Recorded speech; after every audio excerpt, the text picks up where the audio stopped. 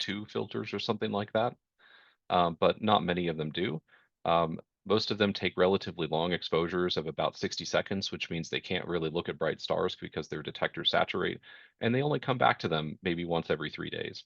Now, all of these future surveys that I mentioned at the beginning of this program, they'll be looking at things that are relatively faint, say 16th to 25th magnitude, and usually just with one filter.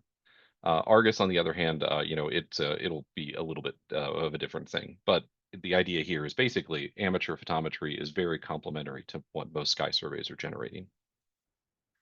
Now, for those of you that are practicing spectroscopy, here's the equivalent thing in this chart here.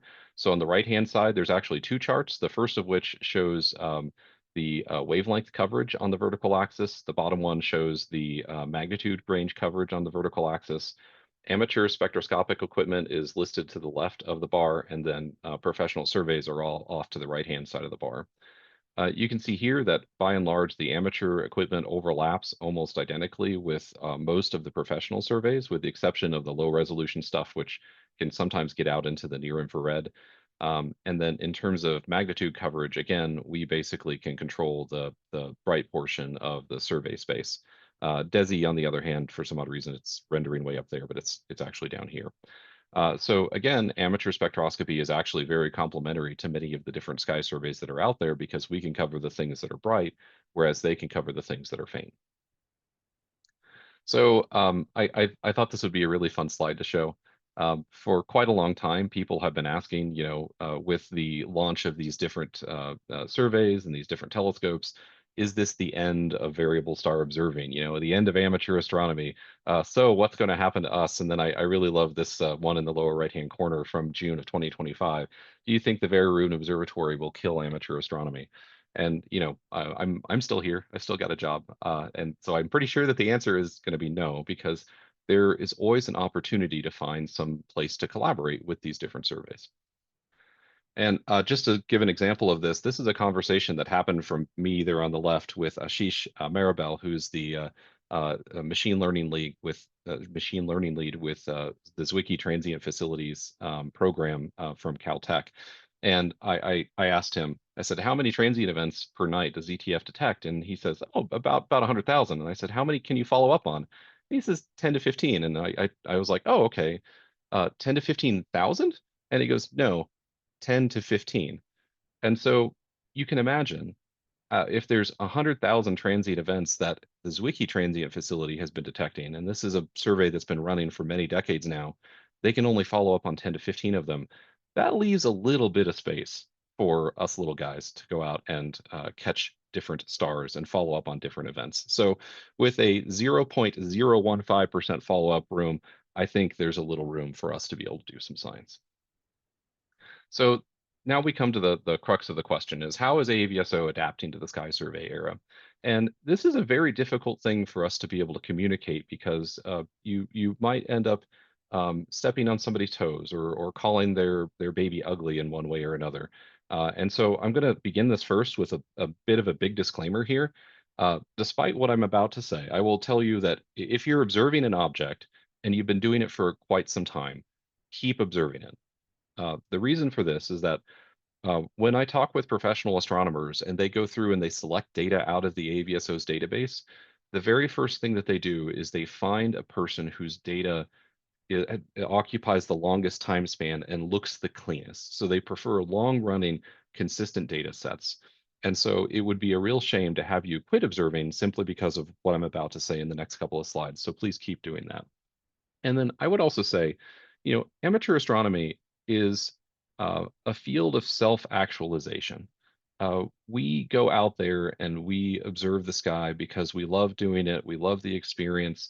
We want to contribute to science in one way or another. But a couple of my friends that have telescopes, they actually use the AAVSO as justification for purchasing gear or building systems or things like that.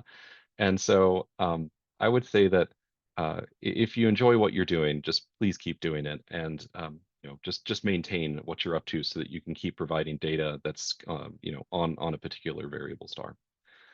So the AAVSO, as Jeremy heard last year at our annual meeting, the very first two things in our strategic plan for 2025 through 2029, the very first word in our first two goals is the word pivot.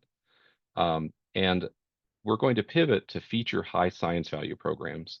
So the vast majority of our promotional efforts, so what we're marketing, what we're saying, what we're promoting to new observers and existing observers is going to be projects where researchers are actively asking for help. One of the most important things that I can do as a leader of an international organization is to ensure that the time that you're spending is being spent in a way that will end up being used by a professional researcher. I think probably one of the most insulting things that I could do is ask you to look at something that will never be used by a professional astronomer. And so we're going to start promoting things that researchers are actually asking for help. So our observing campaigns are a great example. We've also had a couple of relatively weird non-variable star programs come up here lately, and so things kind of along that line. I'd also like to. We're also going to start providing clear guidance on where we think that you can make the greatest impact. So that will be kind of what I'm going to explain in the next couple of slides. And next up, we're also piloting a small research team concept. And this is something that, Des, you might remember from the AVSO's Citizen Sky era, where we tried these small research teams where we were trying to drive an idea from a concept out to a paper within a couple of years. We're bringing that back because it was actually a relatively successful effort. And so we are taking the time to learn how to grow small community-led research programs that promote collaboration and mentorship. Uh, in addition to pivoting to feature high science value programs on the right-hand side, we're also helping people become skilled observers. So the AVSO used to have an educational component. We used to have actually full-time educators on staff, and that was something that we unfortunately lost about 7 years ago. Our longest serving employee, Elizabeth Wagon, is retiring this year. And instead of replacing her with a scientist, we've decided to replace her with an educator. And so we're hiring a full-time person to focus on education and training for adult learners. So people that are 18 plus. We're going to probably not get too involved with schools, but we are going to focus on how adults learn and make the material more accessible to adult learners. And we're going to take a lot of time to go through and evaluate what material we have on our website for education and training, look to see where there are gaps and start filling those gaps so that we have relatively clear guidance in a variety of places. And then we're also going to be revamping AAVSO's training programs to align with modern learning methods. A great example is not many people learn by reading, really thick books anymore. Our observing manuals are packed full of information, but the reality is that most people, in the millennial generation like myself, we learn by watching YouTube videos. We learn by watching short things or doing a series of small actions over a longer period of time. And so we're going to modify our materials in order to comply with that type of learning. So in terms of what I would recommend people are going to observe, I just like to say that there actually are a lot of projects within the space of interacting with sky surveys. So if you're into stellar photometry, anything brighter than fifth magnitude is in dire need of data. They are virtually ignored, with the exception of folks that do photoelectric photometry. And the reason for that is that they saturate your cameras pretty fast. I've got an 8-inch RASA telescope that I observe with, and on a second magnitude star, it saturates in 10 milliseconds. So I have a special observing mode where I run my camera in video mode, basically just collecting continuous frames until I can add up to about 10 seconds. And I end up having a 128-bit FITS image under the hood. So kind of a weird thing, but that's the way that I operate. If looking back at sky surveys, anything that's brighter than about 13th magnitude, so that's 610,000 stars, those are mostly too bright for sky surveys. And so that's almost entirely within the domain of what amateurs can observe and what professional surveys don't. And then lastly, the fastest of the surveys that are presently operating, the Argus array, surveys the whole sky. Sorry, not Argus array, but the LSST surveys the entire sky once every 3 days.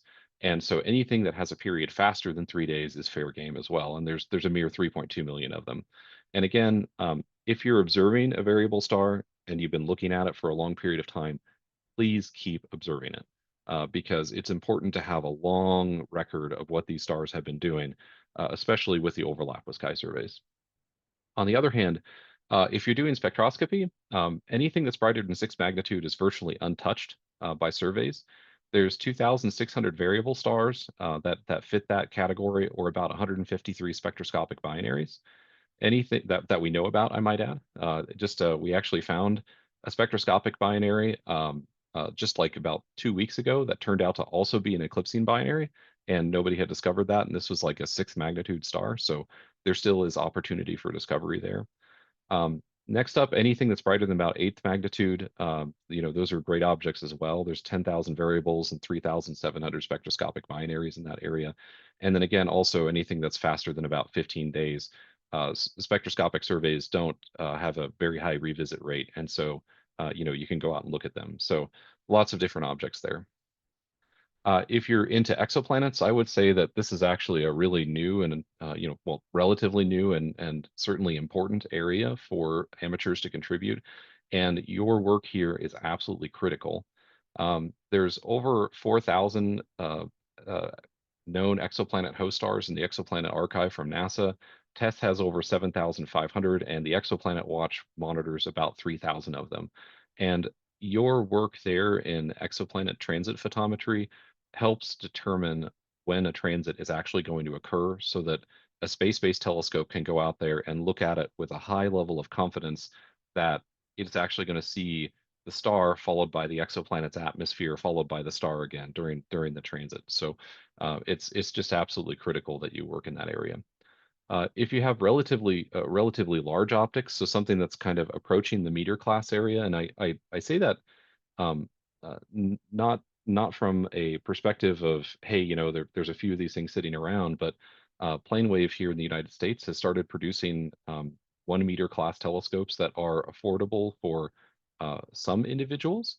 And I know of about 3 people that have them. One of them has a 1 meter scope in his backyard. And other organizations like there's a group down in near Tucson, Arizona. They recently, as a club, were given a 1 meter telescope from a space domain awareness company. And so these smaller telescopes are starting to become available, and either through direct purchasing or through donations, they're starting to become something that amateur astronomers have access to. And so if you have something that's in the 1 to 2 meter class, or you have access to one of those things, you can do speckle interferometry. And so there's about 19,000 Gaia binaries that fit into this area where you can actually see the binaries moving around each other. And these actually make really wonderful student projects. And Russ Janae and some other folks here in the US have been doing that for quite a long time. And then lastly, polarimetry down here in the right. This field is completely wide open, and the AAVSO has actually been working with a couple of different amateurs, one in the US, one in the UK, and one in Germany, to put together new data exchange formats, standards, and a data reduction process to make it so that you can actually actively contribute to these things. So I would just like to say thank you again for allowing me to talk today, and I hope this gives you some ideas of how the AAVSO is adapting to the Sky Survey era.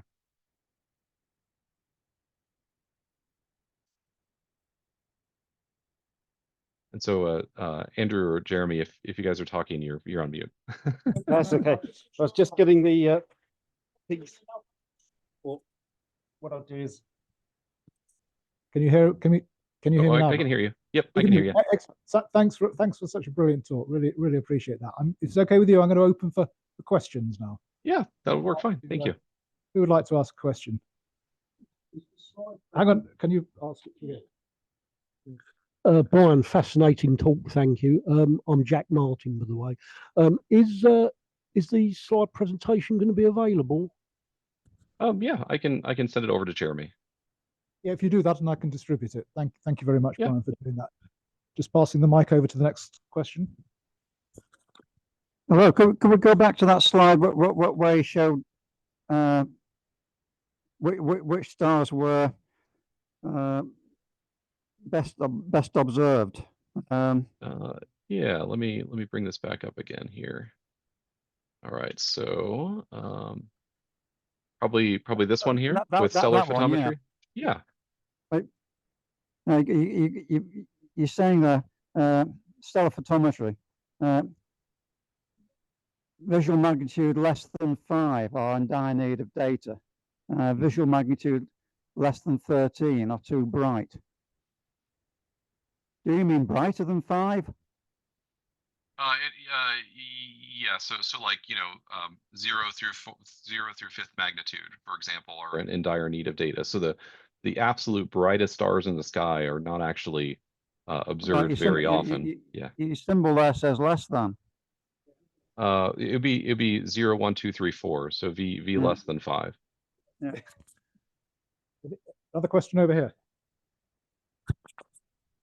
Hi, Brian. Thanks for the talk.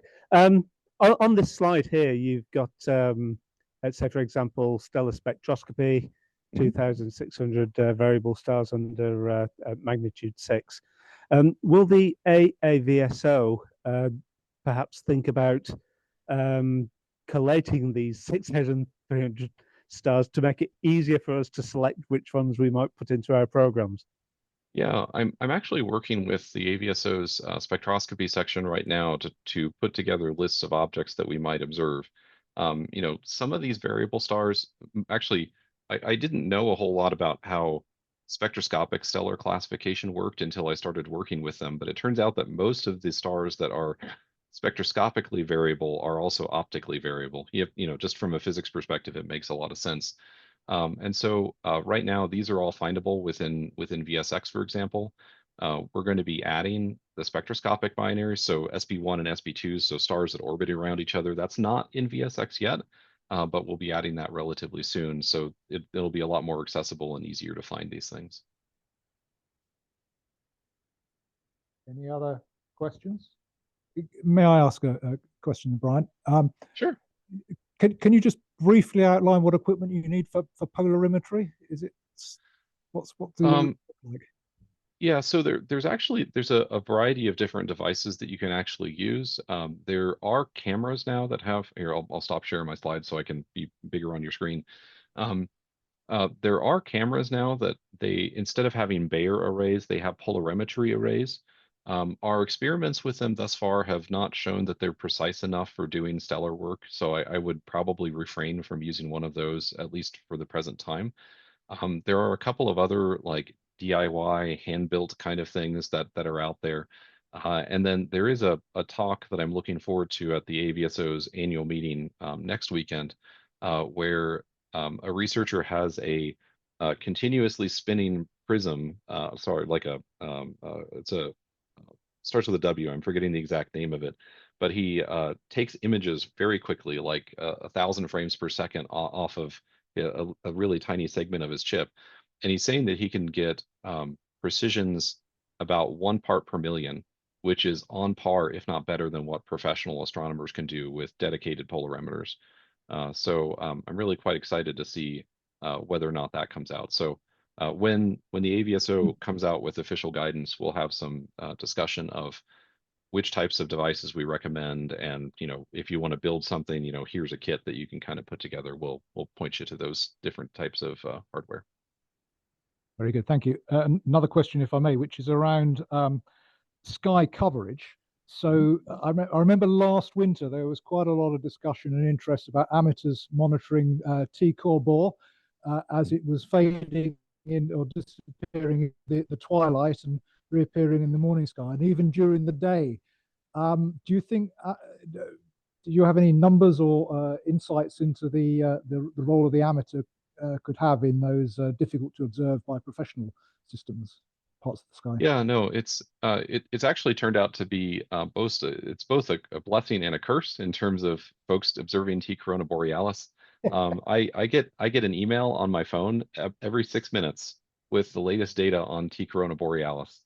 And actually, no, it's once every 10 minutes. And if you work out the observing rate, it's we get a new data point about once every 6 minutes on T-Core Bohr. So it's probably the most monitored star that's out there right now. Looking at these difficult to observe areas. So, for example, the ones that Jeremy provided. So, daytime observing of T-Core Bohr. You know, no professional is going to have their telescope looking up when it could potentially get exposed to the sun. I've actually saw a observatory that one of the 1 meter telescopes at Georgia State University's Center for High Angular Resolution Astronomy. There's a chunk of the metal truss that supports the secondary that has a scorch mark on it because they had the dome open during the daytime. And so they almost melted one of their metal bars. So no professional observatory is going to be looking during the daytime. But yet amateur astronomers, they can, they're willing to put up shields and stuff to protect their optics so that they don't accidentally get some stray sunlight in there. And then also amateur astronomers are often willing to observe way low to the horizon where professionals wouldn't. We actually were getting spectra from one gentleman who was observing at 9 degrees above the horizon. And he had a very difficult time calibrating his spectra. But it was actually really well worth it because he showed some pretty interesting trends. But keep in mind, the lower to the horizon it gets, the more careful you need to be with your data. You have to start including, not only first order air mass terms, but secondary air mass terms if you're doing photometry. If you're doing spectroscopy, you need to make sure that your slit is rotated to match the parallactic angle so you minimize atmospheric dispersion, because not only is your spectrograph dispersing the light, but the atmosphere is dispersing the light as well. And so there's a lot of more technical things that you need to think about in those situations. But amateur astronomers have gone out and produced prodigious quantities of data on T Corona Borealis. And my dissertation work on Epsilon Aurigae, it benefited almost exclusively from amateur photometric data as well. And so, I think there still is a very strong role for amateurs to play, even in the sky survey era. Brilliant. And with that, Brian, thank you ever so much. It's really great to hear such an uplifting and stimulating talk about the role that we amateurs can play in variable star astronomy. That's great. Brian, we're going to let you get on with the rest of your day. You're most welcome to join as long as you want, but I know you did mention earlier that you're busy preparing for next week's meeting. And in that regard, I'd like to ask you if you could convey the best wishes to our colleagues in the AAVSO. Certainly will. Thanks very much, Jeremy. Variable star section next week. Yeah, we certainly will. Thanks, Jeremy. Brian, your internet now is probably given up, I suspect. Oh, I can hear you our again. internet has virtually got to the limit of its bandwidth. So we're just going to thank you by applauding. Okay. Okay. Sorry. All right. See you guys later. Thank you. We're coming to the end. So Brian, thanks everyone. So spectroscopy has been mentioned a number of times so far today, including in Brian's talk we just heard.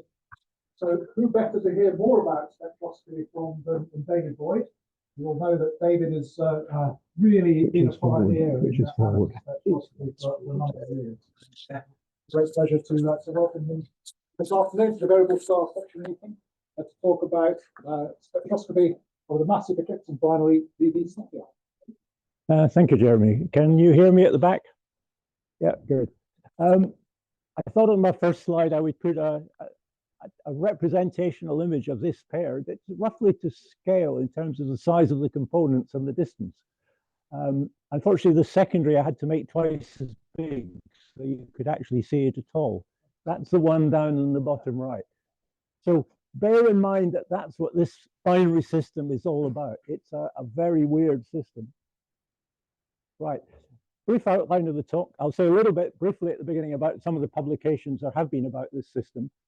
Say a little of photometric observations because they're quite important when it comes to analyzing the spectroscopy. We look at low and high resolution spectroscopy, which tell us different things about the star. A little bit on radial velocity analysis, and then on period analysis in the system at the end. So here's some basic facts about VV Cephei. It contains a 5th magnitude cool red supergiant star, which is very similar in size and temperature to Betelgeuse. So think of this as Betelgeuse, an example of Betelgeuse. If it replaced the sun, it would extend well beyond the orbit of Jupiter. This is a huge star. It's an eclipsing binary and has a very small hot companion, which is orbiting within the supergiant wind. So that star is acting like a UV searchlight, ionizing the supergiant wind as it passes through every orbit within the wind of the star. Its orbital period is just over 20 years. We've seen 7 eclipses so far. The first was picked up in 1894. The eclipse lasts about 2 years. It's a slow process. The star was first studied at Harvard College Observatory, and Annie Cannon was one of the first people to attribute it to have results attributed to her in 1912. She interpreted this or classified this as an M-type supergiant, an M-type spectroscopic star. And over the last 10 years, it's been the subject of quite an extensive spectroscopic observing campaign, and that's what I'm going to be talking about today. So the first comprehensive paper was back in 1977 by Ken Wright in Canada. The two eclipses in the 70s and the 90s were quite well documented. I'll leave you to look at the video after if you want to get the details of that. Here's a couple of pictures from some of those publications. The one on the left gives you an idea of a plan view of what this would look like, where you've got a large M-type supergiant star with it, probably an extended photosphere, and then a wind accelerating the secondary star, which quite likely has an accretion disk around it because it's gathering stuff up from the wind. And on the right, you see a diagram of the ellipticity of the orbit, which is quite marked. And as we're coming close to periastron, you can see that might have a significant impact. Okay, do something. You killed me. There we go. For the most recent eclipse was in 2017-19, and it was a campaign organized by Jeff Hopkins, who's sadly no longer with us, but also Ernst Pohlmann, to get the amateurs to observe this with high-resolution spectrographs. That was published at the SAS conference. I actually heard that paper, and it was quite a motivational idea. This was a real opportunity to get data of this star. The results of that campaign have been published by Pohlmann and Phil Bennett, who's a professional Canadian astronomer. Also around that eclipse in 2018, there were a number of low-resolution spectra also contributed to BA and the ARAS spectroscopic database. Although this was promoted initially for high-resolution spectroscopy, there were several spectra collected, and Hugh Allen has written a very good paper in the journal a few years ago about some of those results, and the use of that will come up in the talk. So here are some published parameters of this star, and it's pretty obvious when you look at them that there's a pretty wide range there. This is not really a well understood system. The M star, its mass and its radius are within a factor of 2 or not known at all. The spectroscopic type of the hot star, the small hot star, is usually given as a B2 main sequence star, but as we'll see later, it can't really be that. So there's something funny going on there. The orbital inclination is quite high, which means we do get eclipses, and they're very useful as diagnostic tools. And again, the separation is not, again, that well understood. So looking at this campaign, the most recently, Manfred Swartz, who works with Ernst, has been issuing a new call for medium to high resolution spectroscopic observations to try and keep the data flow going as we approach periastron, which is due in late this year. It's expected that as we pass through periastron, there will be increased interaction between the components. So something is likely to happen, and it's worth observing for that reason. Spectra with a spectral resolving power of above about 7,000, which is what I'm collecting as or considering to be high resolution, have been contributed by a lot of observers over many years. And that's a list of the names that I've been able to find. Some people don't actually say in their FITS header who they are. So there will be one or two others that I can't attribute there. And I've been working recently with Ernst and Manfred to try and to analyze some of these spectra, and that's what I'm going to be talking about today, is the results of that. At the last count, I've collected over 3,500 spectra from 5 sources: the ARAS database in France, the AAVSO, the BAA. Manfred also has a database that people are subscribing to, and I've had many spectra from people individually through personal submissions. Over 1,600 of these have sufficiently high resolution and do include a region around the H alpha emission line. It's the H alpha line is really the focus of this, because that tells you a lot about the environment, the physical environment in the system. Some of these are really have a problem of one kind, mostly to do with things like wavelength calibration. So you've not been able to use these for all the purposes we want, but it's left us with 1,373 spectra for analysis, which do contain the H alpha emission line, and most of the results I'm talking about are based on that sample. But there were also about 300 spectra which cover the whole V band at the time of the eclipse. These are mainly low resolution, but one or two E-shell high resolution spectra which cover the whole spectral range. The FITS standard, so-called, is really not a standard in the conventional sense. Its implementation is very flexible, as the S stands for in FITS. This means I've had to spend many hours interpreting a lot of variants of FITS headers when you start looking at what different software people use, what they choose to include in the FITS header, the databases, the requirement of different databases. You find that there's a lot of variation, and also a lot of FITS parameter keywords just don't get added in if they're optional for the user to set them.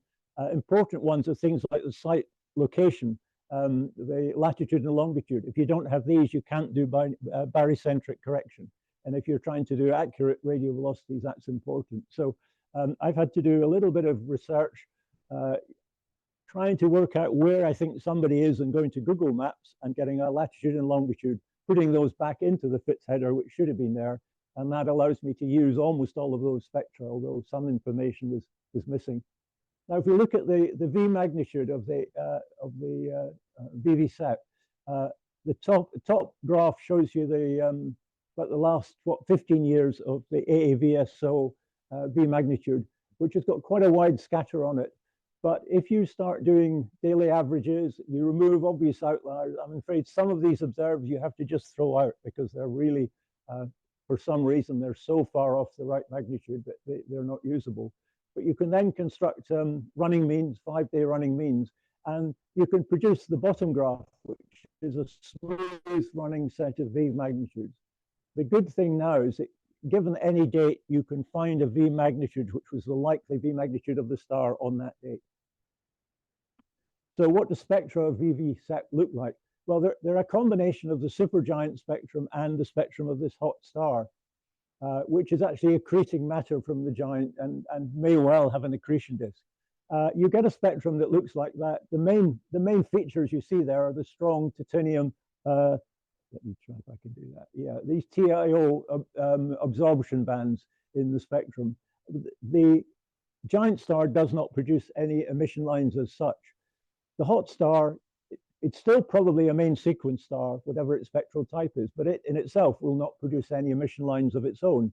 It will be mainly things like the Balmer absorption lines. But as a source of UV light, that's ionizing the accreted material and the environment of the wind environment of the M2 star, and that is producing emission lines. And these are the lines we see in the spectrum, like the Balmer lines, and there are others that we'll see shortly. So during an eclipse, when the hot star is completely hidden, it's likely that what we're seeing is just the spectrum of the M2 star, and that's useful when it comes to analysis. And this star has a high level of interstellar reddening, with a color excess of about 0.4. And you really, if you're going to try and look at spectral types, you have to correct for the spectral profile with that degree of reddening. So if we come to analyzing the high resolution spectra, we first have to remove the spectrum of the M2 star, which is there within the spectrum that you're measuring. And to do this, we take a spectrum of an M2 giant star from the Melchior's database, of Melchior's library. There are various sources, but that's a good, very high resolution library, which you can downgrade in resolution to match the resolution of our stars. And we use that as a template. And this is what it looks like. To ensure that your template is accurately wavelength calibrated, we align it with the lines of the wavelengths of a number of metal lines, and I've marked some of these in this. You could pick these up from the NIST database. Let's hope the NIST database keeps being funded. There were some questions about that. We then adopt this template star wavelength calibrated template spectrum as defining the system rest frame. We now have a good stable velocity space which we can use for measuring radial velocities. So to analyze it, each spectrum is cross-correlated with the template spectrum, and the red here is showing you the template spectrum of the M2 star, and we've cross-correlated our spectrum of the H alpha line with that, so we've lined up the metal lines that you can see on either side. This corrects the large absorption of the M2 star. You can see the M2 stars has a significant amount of absorption right under the H alpha line. If we don't correct for that, we're going to distort the actual H alpha spectrum. And once we've taken that out, we now have here on the bottom right the line, the emission line, which is produced by the hot star.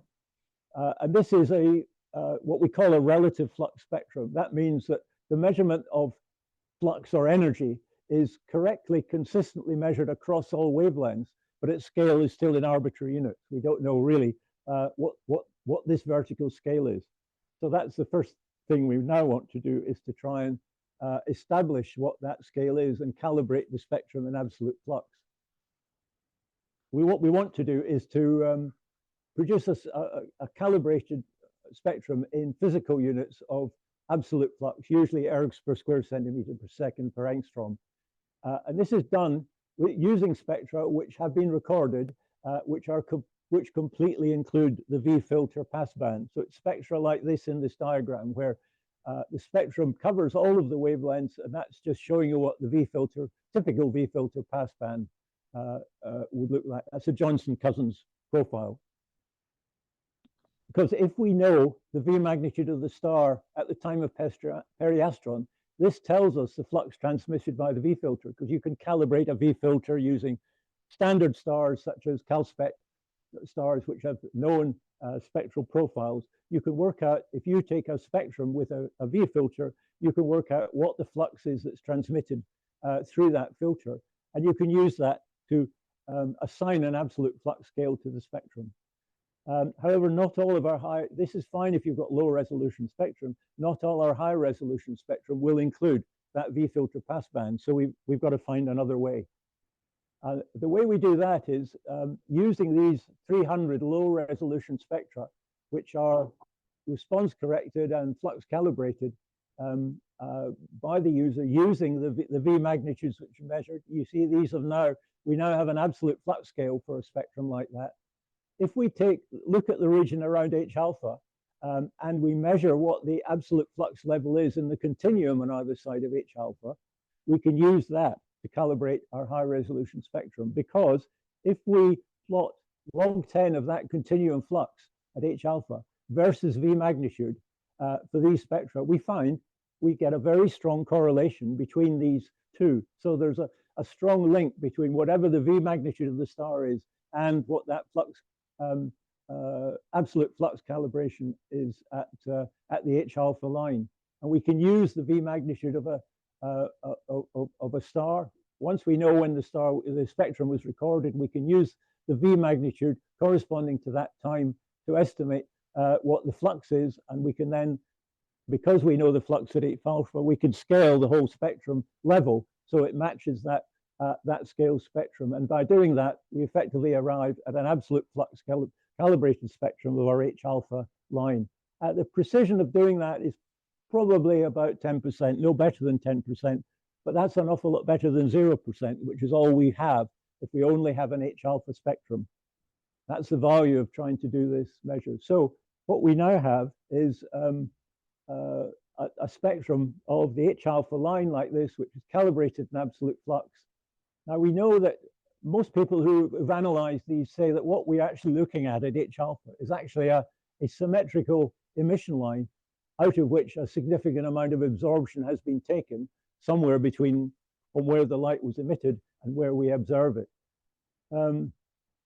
And it's assumed generally that takes place in the wind as the light is coming through the wind, because we're seeing everything through this atmosphere and wind of the star.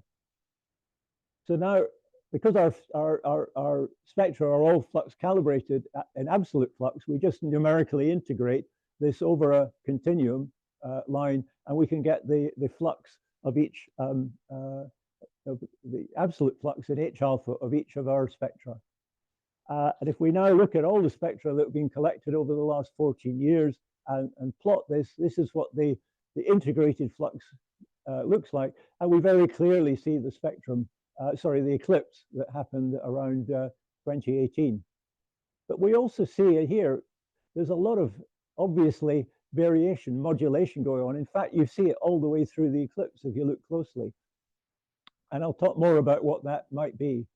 The orbital phase, which I show you along the bottom, comes from an eclipse, the last published ephemeris, which is now about 45 years old. And it shows you that the eclipse is now slightly later this time than it was before. And that's a question still to be answered, exactly what might be leading to that. These are not solid objects that are eclipsing each other. So there's potentially a lot of variation in the real physical size of these objects, which could cause a delay in the measured time of eclipse. But we were about 48 days late for this eclipse compared to the predicted ephemeris, which had been working quite well up to about 2 eclipses ago. Okay, so we want to analyze this H alpha emission line. We believe it really is a single emission peak, but what's happening is there is a significant amount of absorption being taken out. One way you can analyze that is by fitting 2 Gaussian profiles to it. A Gaussian profile in emission and one in absorption. You do all of this in Python code, making use of things like AstroPy. In that plot, the black line is the observed data. The blue peak is the emission, the green one is the absorption, and the black one is, the red one is just a combination of these 2 Gaussians. The name of the game is to try and adjust the parameters to get as good a match between the blue line and the black line. And we get, if you add up the sum of those integrated components, you get to close to the numerically integrated flux in the line, numerically integrated, better than 95%, which gives you confidence that what you're doing is a reasonable representation of the analysis of the spectrum that you're measuring. The difference is largely coming from these wings. And there's an interesting question is what all of these spectra do have more extended wings than you would expect from a simple Gaussian analysis. And that indicates that it's in a way a slightly simplistic analysis, but it's a one that gives us a reasonable handle on the size of the emission in the lines. And note that we're now doing everything, we've replaced wavelength by velocity relative to the system rest frame, because that's a much more physically meaningful way of interpreting these spectra. So now, as I said earlier, we cross-correlated our spectra with a template using the metal lines, and that moved it into the rest frame. And this is just a typical cross-correlation plot you will get, and that will tell you from the peak just by how far you've had to move that cross-correlation. And that displacement is actually telling you the radial velocity of the M2 star with respect to the system rest frame. On top of that, of course, you obviously have to apply barycentric corrections if you're going to get accurate radial velocities, because the Earth, you're sitting on a moving platform that's going around the sun. And that's why things like latitude and longitude are important if you want to do that accurately, as well as obviously the time of the observation. So putting all of that together, we measure the radial velocity, we average them in bins of 0.05 in phase, and we can construct this radial velocity curve where each of these points is a mean of the 1/20th of a phase bin that you've done, and you get a standard deviation from the statistics. So you can do a proper fit to that using the Python code such as the binary star solver, and you get system parameters from that. You get the systemic velocity, which is about -20 kilometers a second. That agrees very well with what you'll find in Simbad. The semi-amplitude is about 19 kilometers a second. That's it gives us the amplitude of here, to do with the orbit. And what you also notice is that we're missing about 30% of the orbit. We still, since the start of this project, have only observed that part of the orbital phase. So there's a part missing that another 5 years of data are required to really complete that orbit. But we're getting a pretty good orbital analysis as it is. We've also got, because of our 2 Gaussian fits, one to emission and one to absorption, we've got peaks of those which you can then compare with the template spectrum and measure the radial velocity of, in this case, of the emission. This is the whatever is moving within that system relative to the system rest frame that is producing the peak of H alpha emission. And again, you can see you can fit a radial velocity curve to that and get parameters from it.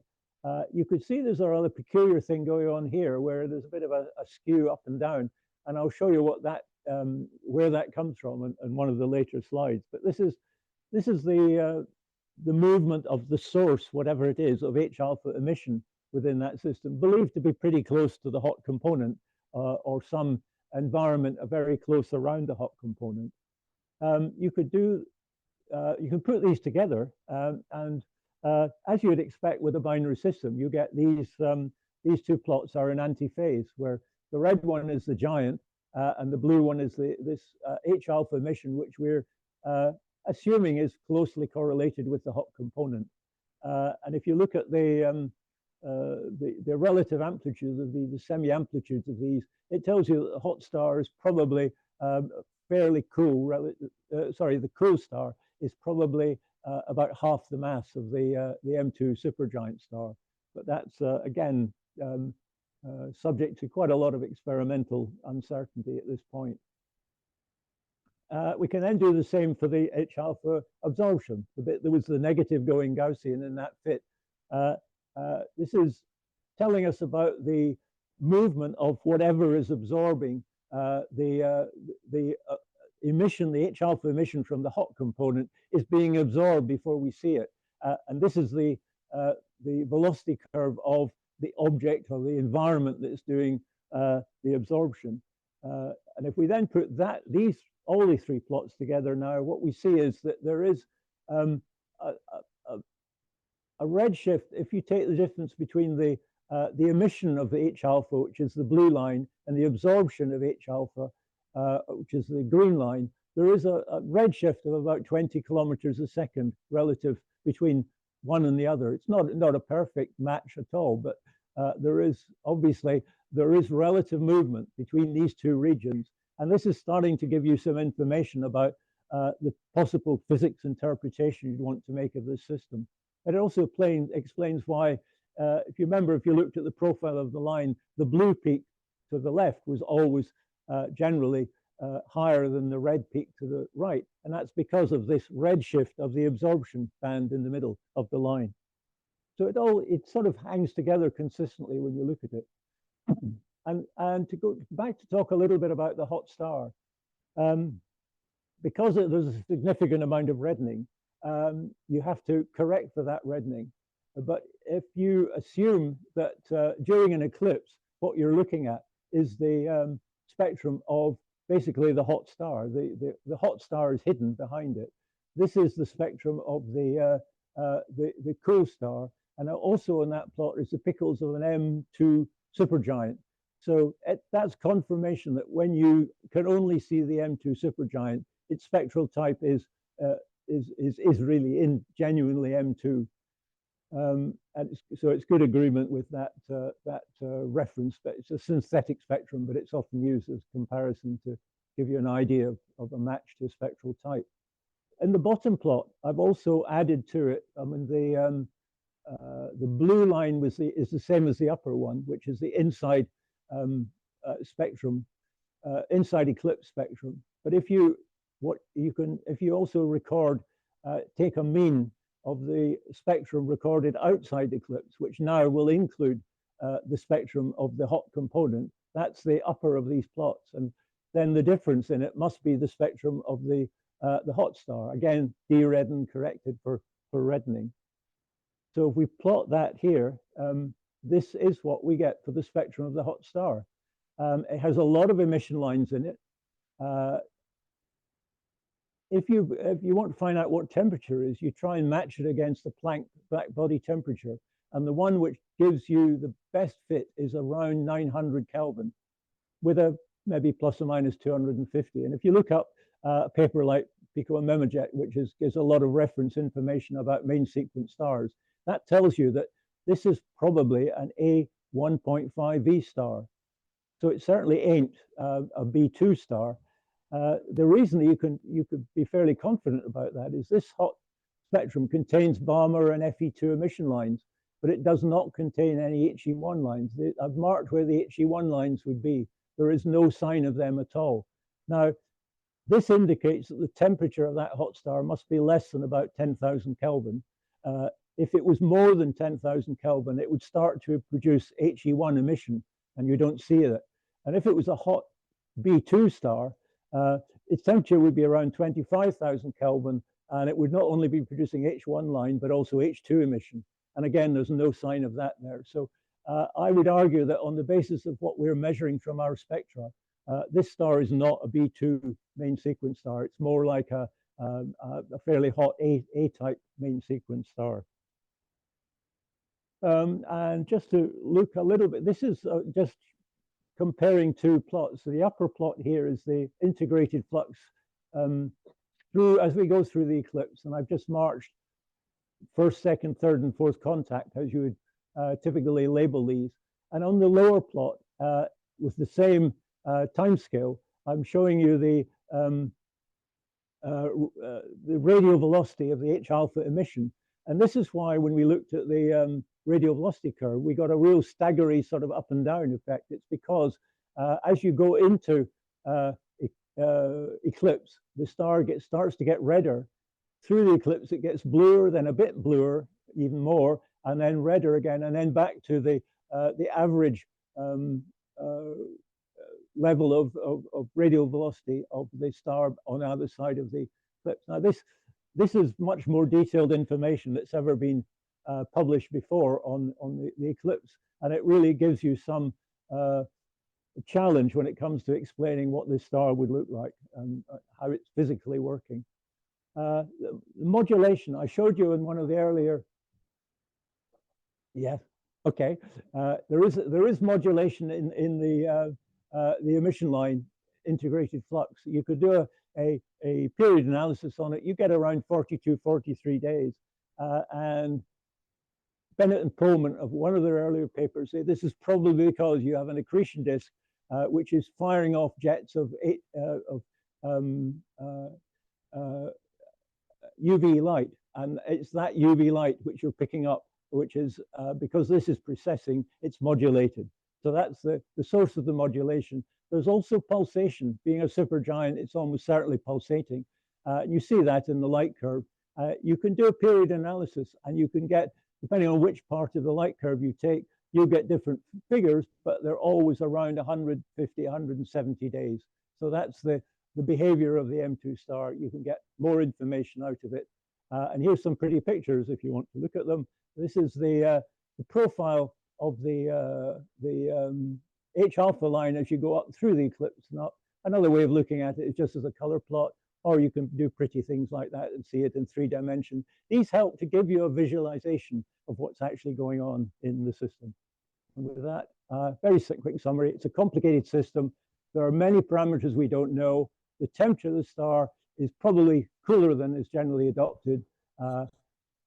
It's a very dynamic system, but our observations are providing a very solid body of evidence against which future interpretations will have to be tested. And I'm very grateful for all the observators who've persisted over years to keep this going, and for the AstroPi people who provide a lot of very useful software that you need to do this sort of analysis. Thank you.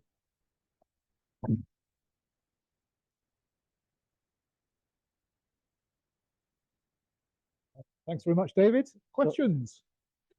Yes, Paul. Your fitting of 2 Gaussians gave about a 95% fit. And it's my understanding that line profiles are better modeled by a Voigt profile. Mm-hmm. Yep. Have you tried doing that? I've tried. You can do a Lorentzian as well, which is even better than Voigt. I haven't tried doing it through all of the data. It does give a slightly better fit at the wings.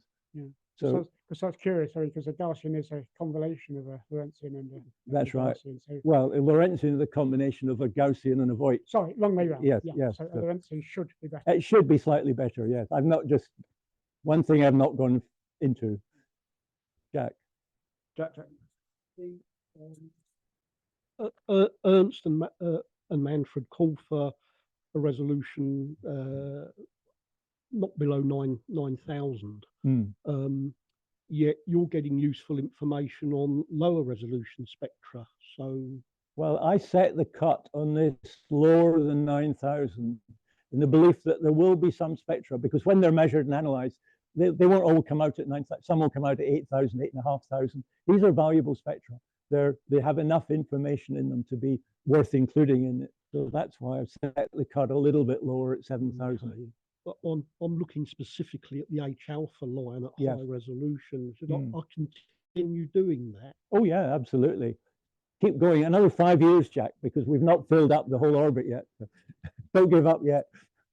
David, thanks ever so much for a great presentation. Really interesting science coming out of that. Look forward to seeing further results as the star continues to. Yes. Thank you very much, David.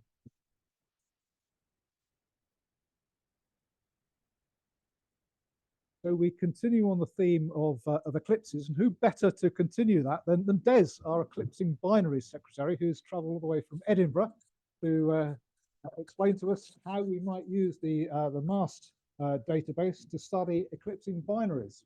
Yep. Over to you. What I'm going to talk to you about today is what I regard as a sort of revolution in the observing of eclipsing binaries by amateurs. That's what it's meant for me over the last year, and I hope that I can convince you today to adopt new observing and measurement strategies, take advantage of the MAST database.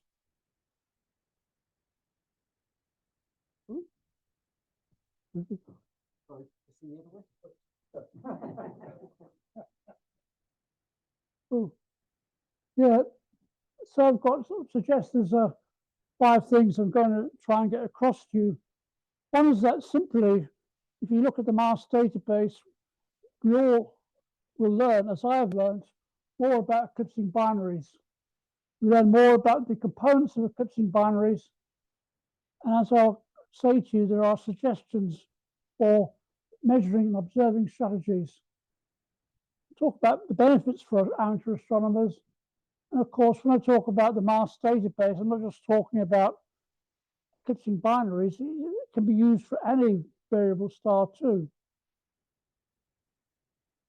And this is a sort of portal for the MAST database. This is what it looks like on the internet. You can see right at the top, there's you can put in you can search for various stars.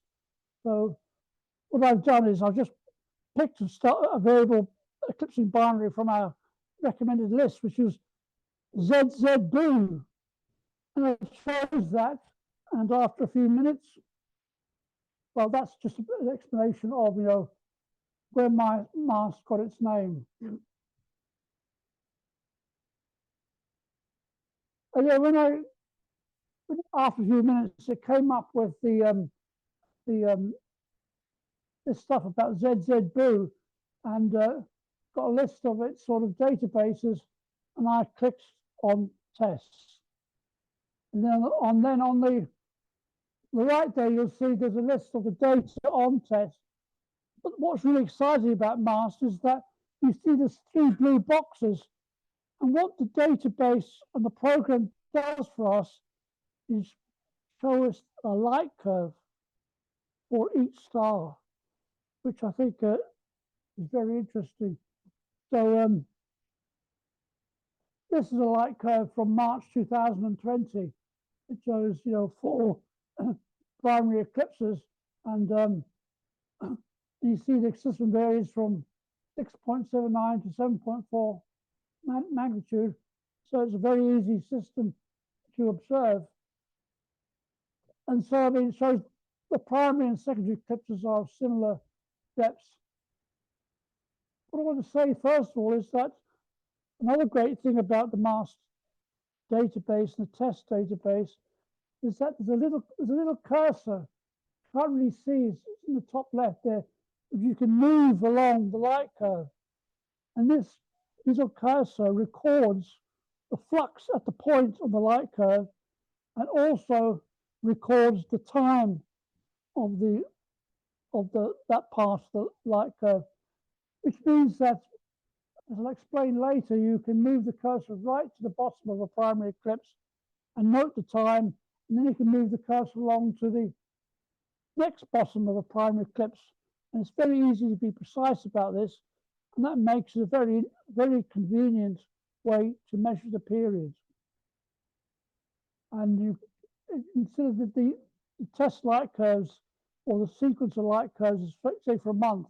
It means you can very accurately measure the period in that particular over that particular time. And you can also very easily measure the depths of the magnitude differences. It also asks you to note that between the eclipses, it isn't exactly flat. I used to think years ago that, you know, these systems didn't change very much between a primary and secondary eclipse, etc. As you look at this light curve, you see that there are changes. This system is far more active than one might think. I just put this in because this was a phase diagram from a 1971 paper, which I think you can see that there is, it's similar to the test data, but not exactly the same. And then all I got to show you is the database allows you to select parts of the light curve and allows you to expand parts of the light curve. And so when I talked about measuring the time of the middle of a primary eclipse, I think you can see from there that it's fairly straightforward. You move the cursor on the light curve, I think it's very easy to judge the time where it's at the midpoint of the primary eclipse. And you note the time, and then you go back a bit and you move the cursor along to the next primary eclipse and measure the time for the mid or primary minimum. And that makes it very easy to calculate the period. And of course, if you've got to do the whole month, you may have 10 primary eclipses, and so you can average, you can take the time at the start of the first primary and the time at the 10th primary, and then therefore gets an even more accurate estimation of the period. Another star I looked at, which is one of my favorites as well, is RS Carnum Venticorum. And this shows you the test data, selection test data from February 2019. And what I hoped to be able to do is, when I looked at that, to be able to see what the effect of star spots was on the light curve. And obviously it has no effect on the actual primary and secondary eclipses, but there is variation in the in between eclipses. And I presume I could leave, there's better people here who can better explain than me. I would assume that those little variations are caused by star spots. Now, I think I can't do it, but I'm sure I'd like to find out how to do it over a month of a test light curve. I'd like to be able to work out whether one can follow the movement of star spots around these stars. So I think it should be possible, but something I'd like to find out. Another thing I found out that RS Carnum Venticorum, I thought that the secondary eclipse was minimal, too small, but it's actually it's not actually easily measured by DSLR photometry.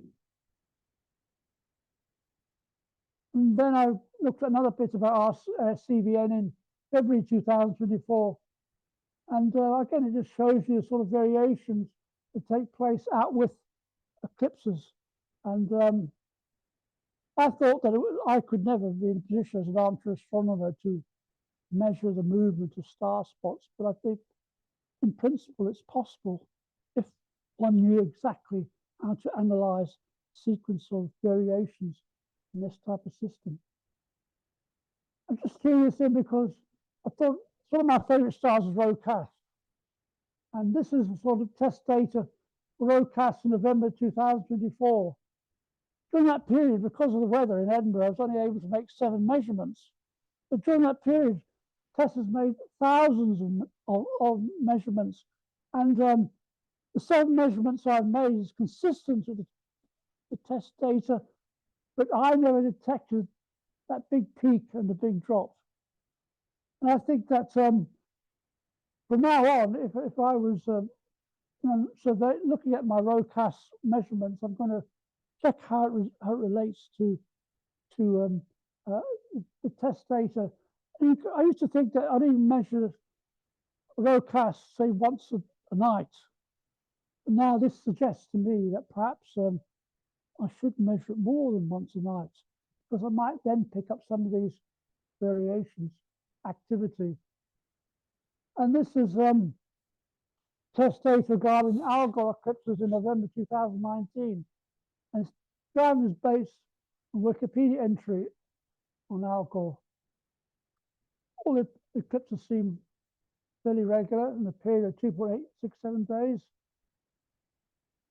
And then if you, on tests, I enlarged one of the, some of the data around one of the primary eclipses and the 2 secondary eclipses. And what it suggests, I think, is that Algol is a bit more, is more active than it appears in the first diagram I showed you. And I think that's one of the things you can get from looking at the test data. It tells you more about the system. And this is just a little bit of text about how particularly looking at the Algol system, I use the data to calculate the period of Algol at various times. And you see there that I got an inquiry, actually it was yesterday, from someone, a BAA member, about what is the current period of Algol, because the Krakow website has declined to say what is the current period of Algol. But what I went to do is I went to test, and I was able to, using the results from October 2024, I was able to come up with that estimate. I sent them the estimate, which is there on that slide. So here, what I want to show you about is RZ-CAS, which is obviously one of our beginner stars and is a very commonly observed stars. I think people are under the impression that it's a fairly regular eclipsing binary. But the first thing that I noticed from this is that the secondary eclipse is a lot bigger than I thought. If you work it out, it's about 0.27 magnitude, some at 0.3. That's obviously detectable very easily by DSLR photometry. And then when I looked at the next test thing in May 2034, you see that it isn't so regular at all, that the system is far more active than one might assume. And you see that the depth of the eclipses changes, it isn't regular. You look at the variation on the top in between eclipses, you see that the system is far more active than one thinks. And so I enlarged the light curve in May 2020 to show the variation that can occur between eclipses. And once I realized the type of variation that was possible, on the 23rd of September, I had a clear night. And so I did measurements every 5 minutes, DSLR photometry every 5 minutes, just over an hour and a half. And the system varied, in between eclipses, the system varied from 6.22 to 6.36. And that may not seem much, but it's easily picked it up with DSLR photometry. And I think that type of variation fits in with what CAS is telling us. So the observing lesson, it says to me, is that if I want to know a lot more about RZ-CAS, not just a matter of observing eclipses, but you can observe RZ-CAS anytime if you want to get to what's really going on in that system. And I thought I read in a paper once, one of our members, about sort of evidence that RZ-CAS was itself, the primary star was a delta Scuti variable itself. And you can see that's well picked up by tests. So if you learn that sort of thing, one of the stars is in a variable in itself, apart from being an eclipsing binary system, you can find out about that. And this again, a test light curve from November 2024, and you see how the delta Scuti variations are well displayed. Also, I thought it was interesting to see that the delta Scuti pulsations continue during the secondary eclipse, which I think shows you that it's the primary star, it's a delta Scuti star, not the secondary star. And this is just extract from test data, like in January 2022, and that's just the sort of things that you find out about Zed Draconis. And the other thing to note is how what you find out contradicts what's in old databases like GCVS, because GCVS says that depth is 2.2 of magnitude, but when you work out what the depth is of the secondary eclipse in this type of diagram, it's actually about 0.6 of magnitude. So find out a lot more. It shows, I don't think that these databases have brought themselves up to date in terms of using the test data. And one of my favorite stars to observe, because it's so convenient to observe it, is USEP. And here's a test for a month in November 2022. Again, the thing that strikes me is how active and irregular the star actually is. Apart from eclipses are irregular depth, and then you see the secondary eclipse and in between eclipses is very irregular. And you know, this is expanded a bit of the light curve to show you the variation that occurs after the eclipse. And I've now studied USEP on several occasions over quite long periods of time, and using DSLR photometry, and these type of variations are ongoing. So USEP is a star that is active outside eclipses. And that's what I mean when I said earlier on at the start that if you want to study eclipsing binaries and you want to find out more about them, it's just not a matter of finding out the times of primary or secondary eclipse. I think it's a matter of studying what happens in between eclipses. I think everyone here will know that's due to mass exchange or accretion disks influencing light curves. And finally, this is my final slide, and I think it's just there's a Yoga Atlas of variable light curves. I think illustrates the type of light curves you see if you study accretion disks. And what I'd like the section, in fact the BAA, to help us on is how to analyze, now that we can see in detail what goes on in these systems, how do we analyze the light curves?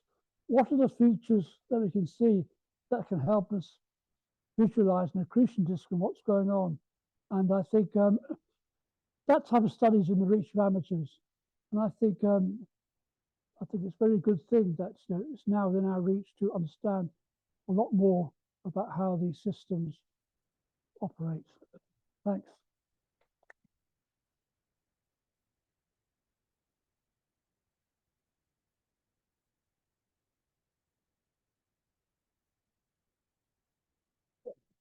The interesting question here. I don't think I need that. You do, because it needs to be recorded. Oh, I see. Right. I'll hold it away. Yes, that was great. Can I ask, when you've selected a series of minima on the screen, can you get your hands on the data points so you can analyze them yourself? For example, for calculating the minimum, you might want to use something like a KVW algorithm so that you can more accurately determine the times of minima. Can you download, where you've shown screen shots, can you download them so you can plot them and analyze the light curve yourself? Well, that's a question I asked Chris Lloyd at lunchtime. And he said to me, what he does, he downloads the data and analyzes it himself with the software that he's got. Yeah. So it can be done. I'm an amateur. I'm not really. I do the same. I use Paranzo, and that will automatically download test data, and you can do whatever you got that. So yeah. So it'll download it instantaneously, and then you can use whatever workbench you want in Paranzo. So and away you go. Yeah.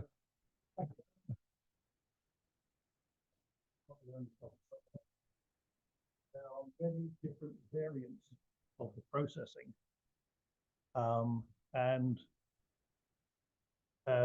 some of the later data are not processed in the same way as the earlier data, and some data are given as FITS files, some also have text files, but not all. So you have to be as careful as you can be to download the most consistent set, and then look at the data. Thank you. Thank you. I was making inquiries about Paranzo. How much does it cost?